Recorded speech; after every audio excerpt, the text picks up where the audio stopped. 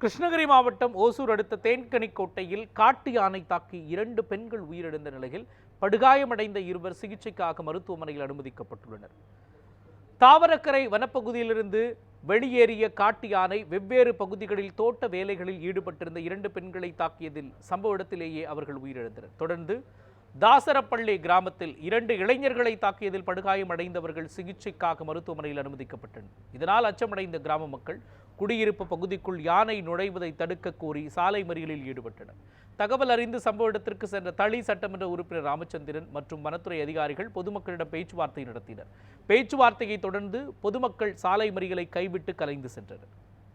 இதற்காக உடனடியாக அரசாங்கம் நிதி ஒதுக்கீடு செய்து இந்த தடுப்பு நடவடிக்கைகளை சோலார் மின்வேலி அல்லது ரோப்பென்ஸ் உடனடியாக போட வேண்டும்.